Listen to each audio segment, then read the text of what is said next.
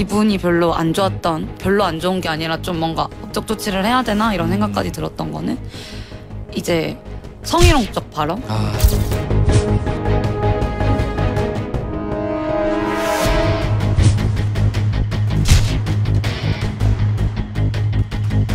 도를 넘는 적대와 공격 행위를 중단해야 된다라고 하는 의견들에 많은 분들이 동의했다, 공감을 표시했다.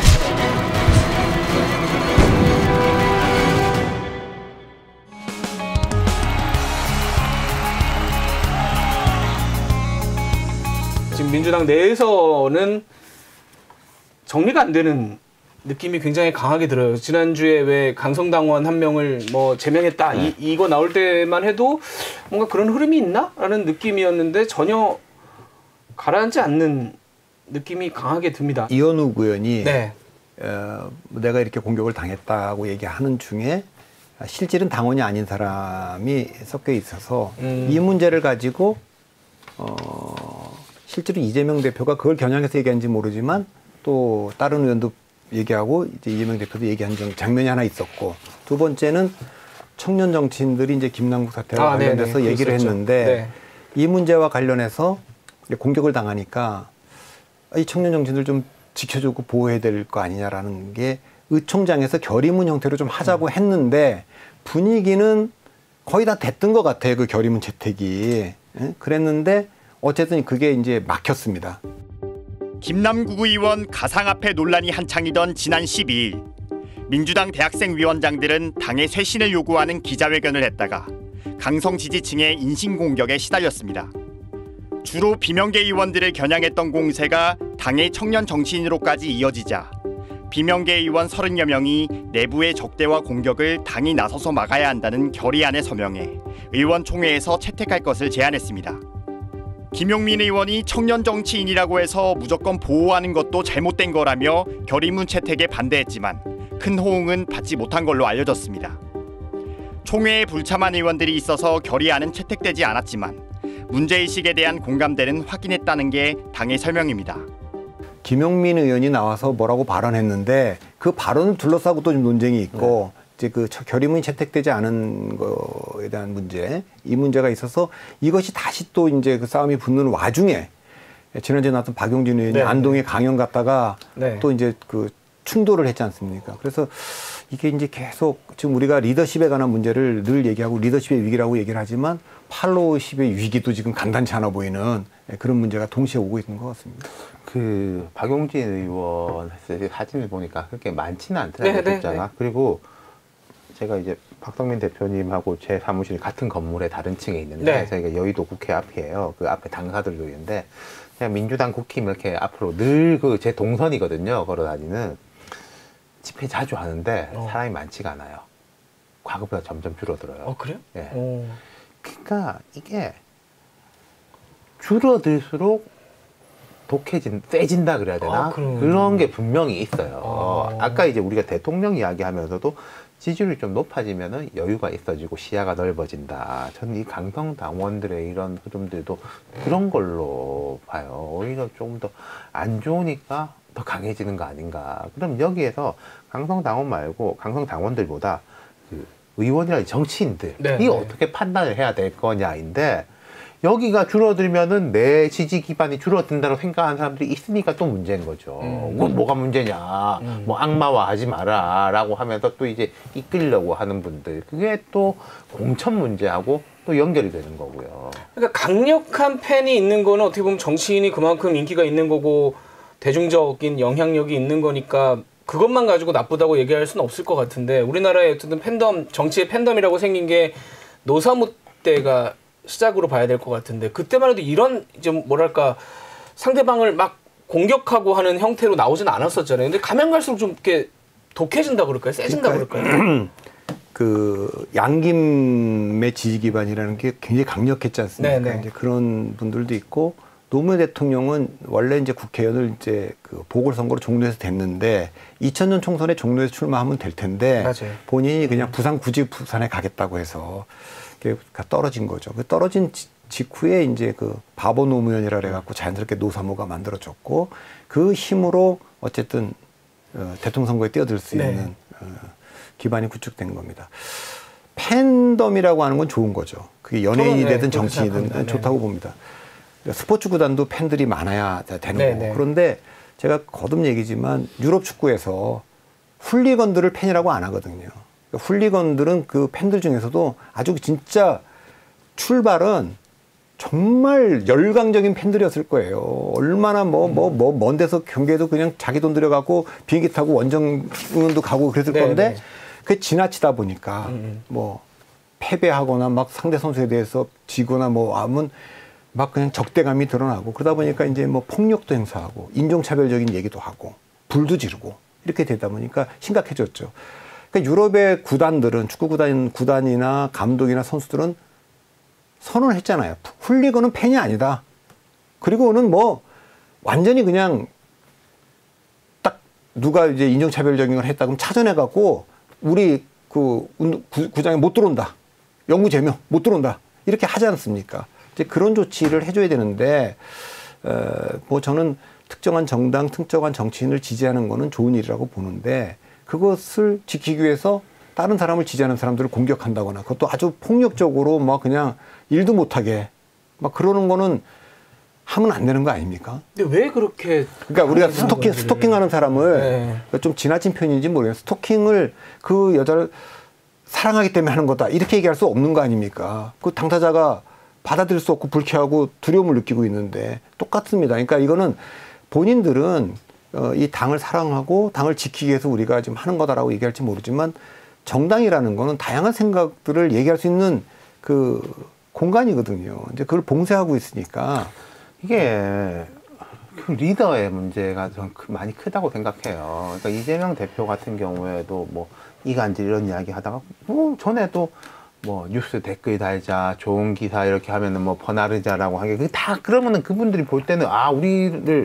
이렇게 좋아하고 있구나 더 열심히 하라고 하는구나라고 받아들이는 것밖에 안 되는 거죠. 아까 뭐 노사모부터 말씀하셨지만 네. 과거에 이제 김대중, 박근혜, 네, 뭐 네. 김영삼 네. 같은 사람이 있을 때 리더가 오히려 이제 팔로워들 팬덤과 이 지지층을 끌고 가는데 이 방향이다. 조금 부족함이 있더라도 나를 믿어달라. 네, 네, 네. 우리가 이기기 위해서는 가운데로 가야 된다. 뭐 그 평가는 다르지만 3당 합당이나 DJP 연합이나 박근혜 대통령 때 이제 김종인 혼잡고 다 마찬가지인 거예요. 문재인 대통령도 김종인 비대위 출범시키고 할 때 그때 이제 뭐 문파들 막 부글부글하고 막 김종인 비대위 욕하고 또 그때 김종인 비대위가 과감하게 이해찬, 정청래 두 사람 날렸지 않습니까? 네네네. 그래도 그때 문 대통령은 자기 지지층을 이렇게 나를 믿는다면 따라와 달라. 지지율이 높으니까 또 그렇기도 한 건데 네. 지금은 그렇지가 못하고 제가 애초부터 여러 번 말씀드린 게 민주당보다 국민의힘이 덜 나쁘다고 생각하는 지점 하나가 이거예요. 국민의힘 지지자들은 제가 생각할 때는 자기들이 주주라고 생각해. 아, 우리가 주주라고? 주인이야. 네. 윤 대통령 정치 오래 한 분 아니잖아요. 네. 그러니까 이분들은 탄핵도 겪어봤고 태극기도 들어봤고 황교안 해봤고 이준석 해봤고 윤석열 해봤고 싹싹 갈아치운다 그래야 되나? 이게 네, 네. 그런 느낌이 있는 거예요. 그 사실 이제 민주주의 역사, 한국의 역사를 보면 당 대표를 뽑는 게 대통령이 여당 대표를 지명한 적도 있었고, 그렇죠. 네. 그다음에 뭐 한 10,000명쯤이 모여갖고 뽑는 적도 있었고, 꽤 넓혀왔단 말이에요. 그러다가 이제 2000년 이후에 한국에서 진성당원 논쟁이 좀 있었어요. 당원 중심으로 가야 되는 거 아니냐, 정당이라는 네. 게. 그렇게 붙어서 그 형태로 지금 20년 만에 지금 민주당은 권리당원이라는 이름으로, 국민의힘은 책임당원이라는 이름으로 존재합니다. 근데 우리가 알고 있는 이 지금 보고 있는 이 당원이라는 게 유럽의 그 당원들하고 다른 성격의 당원들이에요. 그렇게 무슨 뭐, 그러니까 우리가 그냥 비아냥될 때 1,000원짜리 당원이라는 표현을 쓰잖아요. 국민의힘 지난번에도 얘기했지만 1,000원씩 3,000원만 내면 당원인데 투표권을 갖는 거예요. 누구나 들어올 수 있고. 걸러지지 않으니까 지난번에 뭐 정광복사 자유통일당 사람들도 이중당정 얘기도 뒤늦게 지금 얘기 나오는 거 아닙니까? 이제 그렇게 이제 그 당원들의 힘이 강화되어 왔는데 그렇게 강화되어 오면 민주주의를 위해서 좋아졌느냐? 당이 더 건강하고 국민의 지지를 얻는 데 도움이 됐느냐?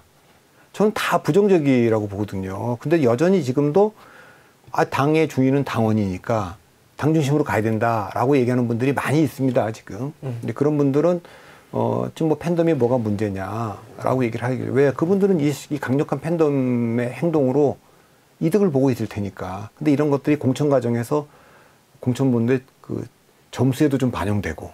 뭐 그러니까 전부 다 강경한 입장에 더 어필하게 되는 거 아니에요.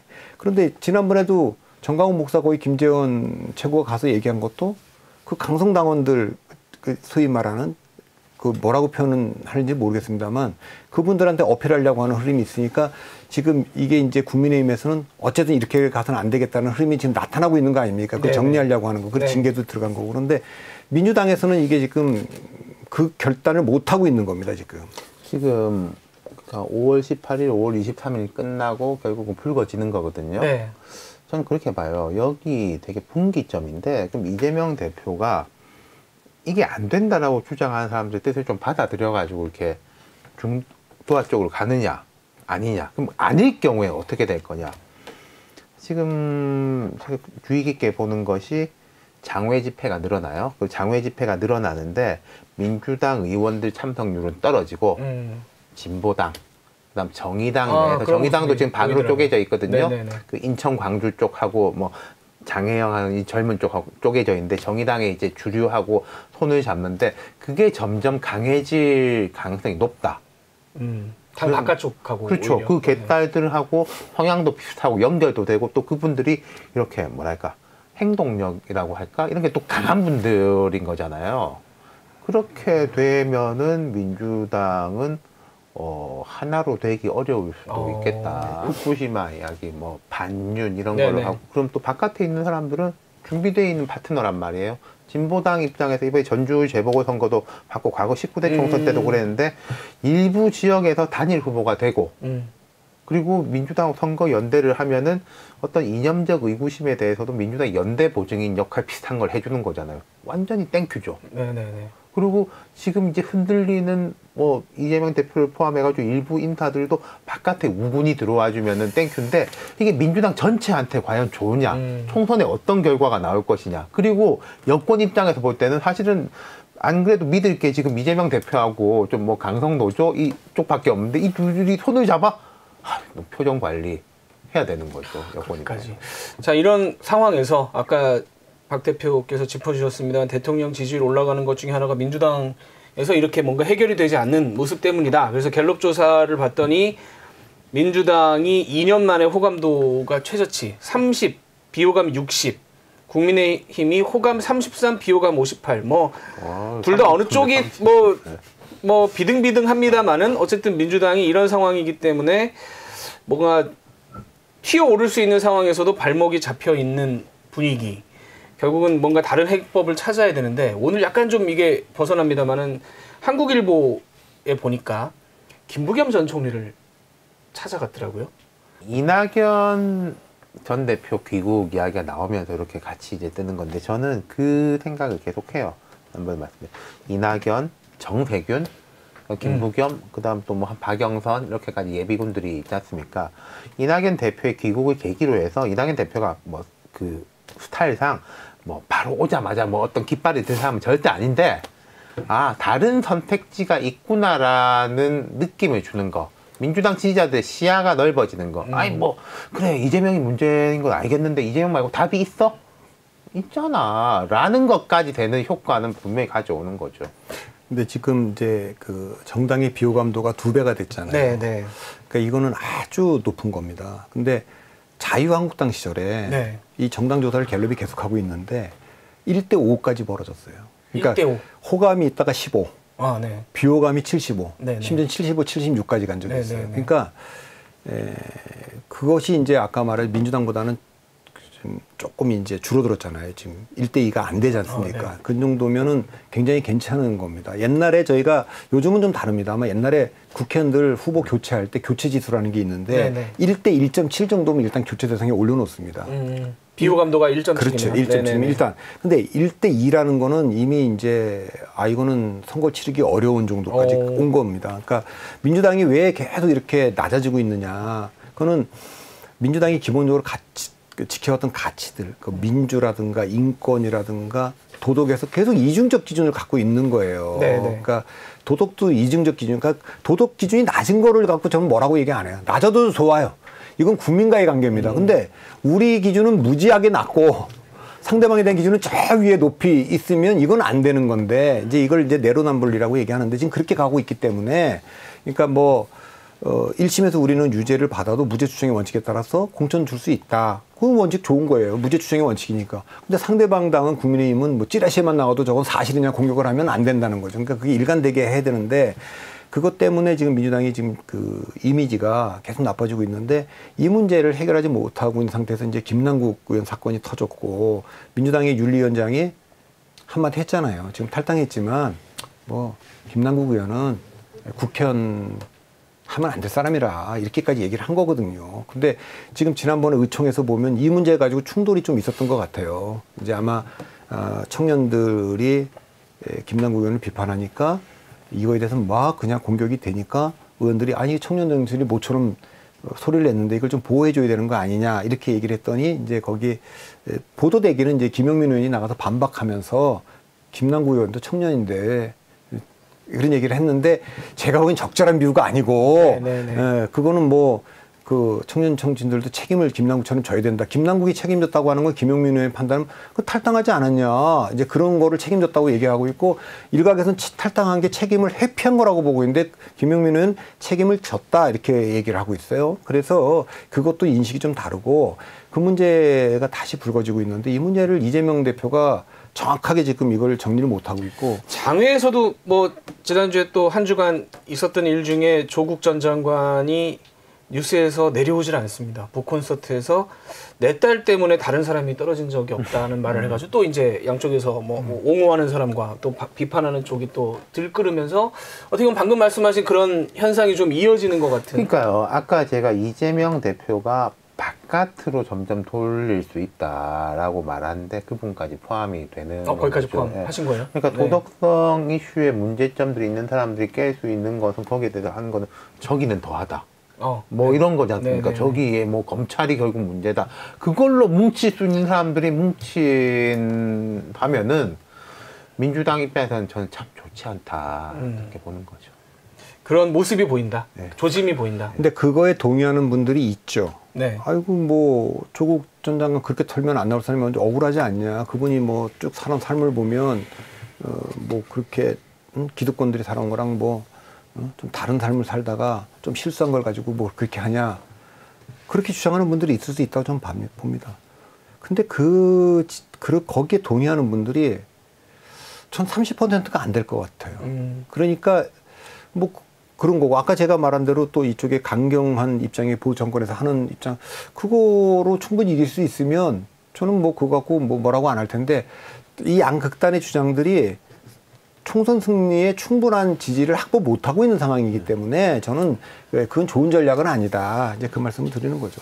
이제 앞으로 이번 주 대통령이 기자회견 아까 처음에 짚어드린 대로 이벤트가 있을 거고 또 여당 야당 대표 간의 토론이 있을 거고 이거 안 했으면 좋겠어요. 저는 별로 도움이 안 될 것 같은데 왜 안 했는지 모르겠습니다. 이 두 가지 이슈가 이번 주에 좀 정치권을 많이 왔다 갔다 하게 만들 것 같습니다. 결국은 또 지지율을 봐야 되겠죠. 여기서 아까 윤태곤 실장 말씀하신 대로 40을 넘어서 50 가까이 가느냐 안 가느냐가 한 1, 2주 사이에 좀 많이 포인트가 될 것 같고요. 자, 저희가 다음 주는 순국 영령을 기리는 마음으로 일주일 쉬어가도록 하겠습니다. 그 대통령 기자회견을 했는데 또 이 당대표 저 토론 배틀을 이번 주에 안 하고 쉬었기 때문에 야. 저희가 그 대통령 기자회견에 대한 평가를 하는 게 두려우십니까? 아니요, 저는 그렇지 않습니다. 재밌을 것 같아요. 두 분이 워낙 포인트를 짚어주셨기 때문에 어떤 포인트로 봐야 되는 걸 짚어주셨기 때문에 그걸로 한번 잘 지켜보시고 저희가 일주일 쉬고요. 그 다음 주에 찾아뵙도록 하겠습니다. 자, 두 분 수고하셨습니다. 시청해주신 여러분 감사드립니다. 다음 주에 뵙겠습니다.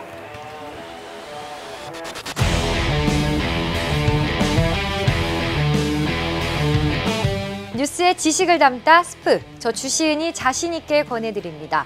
SBS의 지식 구독 플랫폼 스브스 프리미엄, 여러분의 하루를 더 풍성하게 만들어드립니다. 지금 바로 구독하세요.